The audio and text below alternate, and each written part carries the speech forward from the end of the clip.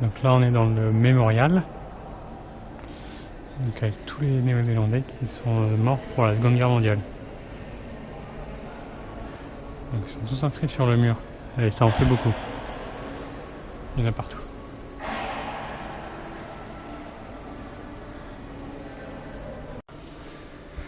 Ensuite ils ont fait des petits mausolées comme ça, donc ceux qui ont fait la guerre de Nouvelle-Zélande, donc de 1845 à 1872, et en face la guerre de l'Afrique du Sud. Donc là il y en a quelques-uns aussi.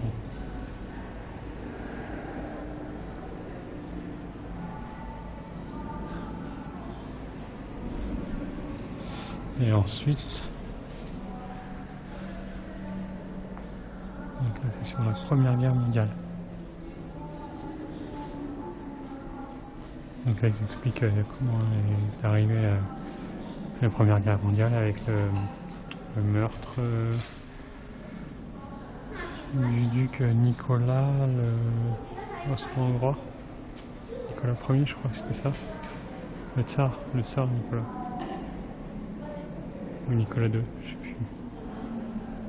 Et puis au fur et à mesure, en fait, là, le 3 août, l'Allemagne envahit la France.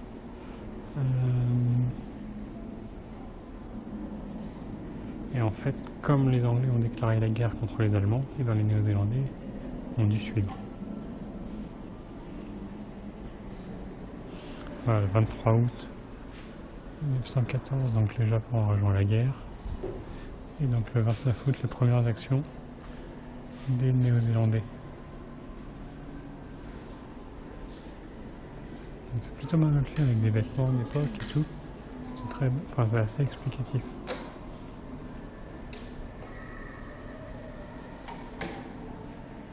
Tout ça c'est sur la Première Guerre mondiale.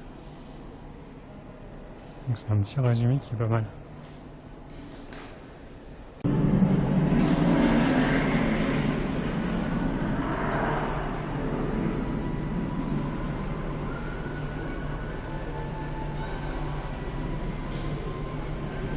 C'est le moteur d'un Spitfire, donc un avion, cet avion-là.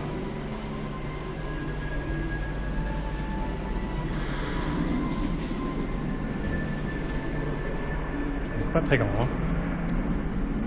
Enfin, pour le pilote.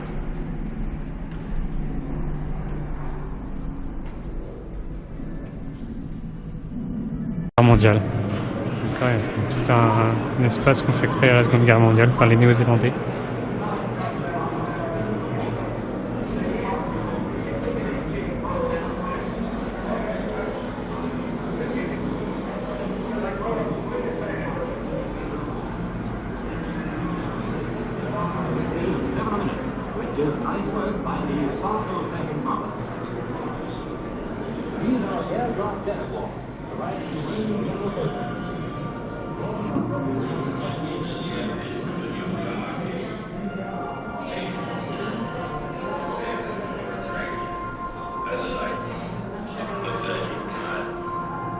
Let us therefore brace ourselves to our duty.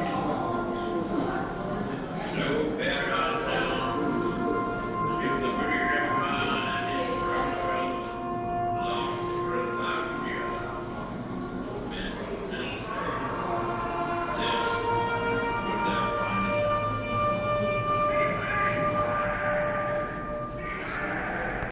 final. Ouais, donc là il est 5 heures, donc le musée ferme. Donc il nous demande gentiment de partir. Voilà. Donc là, et ben on sort.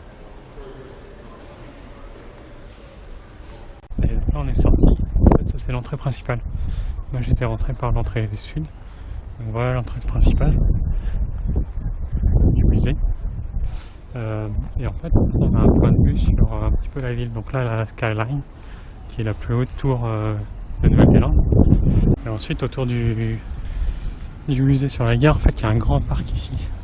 Donc, il est très très grand, avec pas mal de fleurs. Voilà, donc je vais l'emprunter pour faire mon petit tour. J'ai prévu une petite boucle qui fait à peu près 1 heure et demie, comme ça, donc à travers la ville. En fait, juste à côté, là, il y a l'hôpital, donc d'Auckland, et on a quand même une belle vue sur la ville. Donc avec la Sky Tower qui est juste là. Voilà, donc là, on va aller se rapprocher du centre-ville. Et donc là, pour rejoindre le centre-centre, en fait, moi j'étais dans le quartier de Grafton, et donc il faut prendre le Grafton Bridge, donc le pont Grafton ici, et qui donc surplombe des grosses artères routières. Voilà. Donc c'est les artères que j'ai pris ce midi pour venir à mon hôtel. Et heureusement qu'il y a un GPS parce que c'est assez compliqué sinon, sans GPS. Parce qu'il y a une voie par exemple pour c'est sur 4 voies. 2 fois 4 voies. Et chaque voie mène à un endroit différent. Il ne faut vraiment pas se tromper de ligne en fait. Voilà, donc avec le GPS ça a été. Donc là on parcourt le Grafton Bridge. Et puis après on va se retrouver en centre-ville, donc ça se construit encore.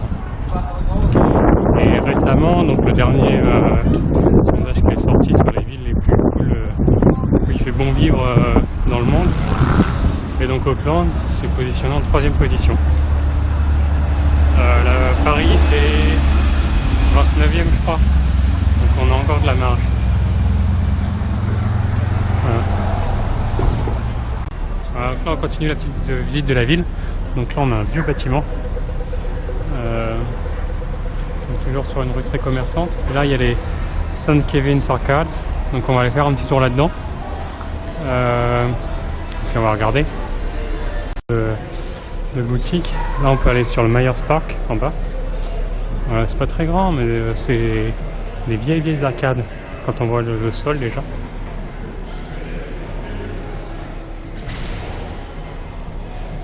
Donc 1924 les arcades. Et donc là on a quelques vieilleries. Avec un gros restaurant.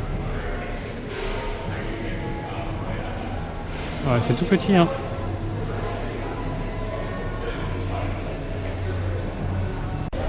Bon, a priori demain il fera pas super beau.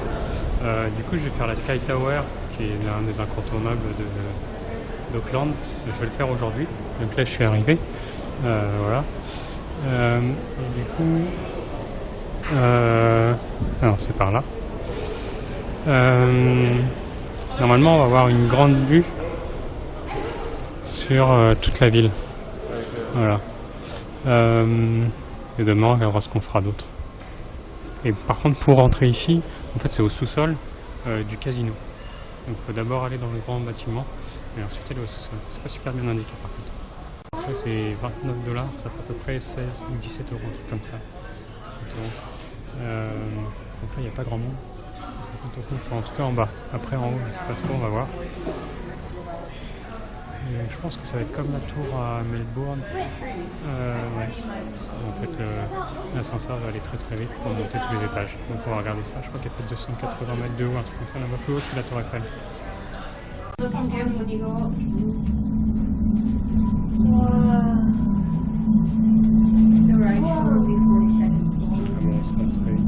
pas grand chose.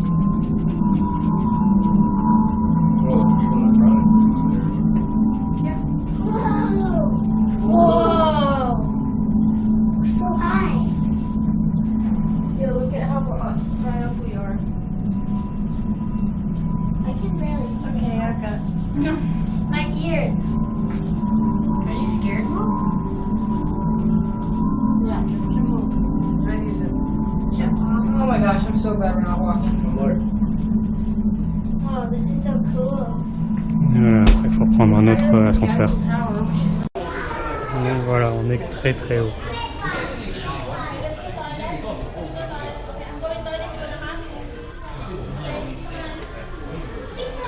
Donc voilà la vue qu'on a. Et il y a énormément de bateaux ici. Donc là il y a une marina, une deuxième, il y en a partout des marinas. A priori d'après ce que j'ai lu, il y a un bateau pour 4 habitants ici. Donc sachant qu'il y a un peu plus d'1,3 million habitants, bah, ça, voilà, je vais calculer le nombre de bateaux qu'il y a. Et donc nous tout à l'heure on était là-bas, sur tout le jardin botanique. Et là-bas, c'est le musée sur la guerre.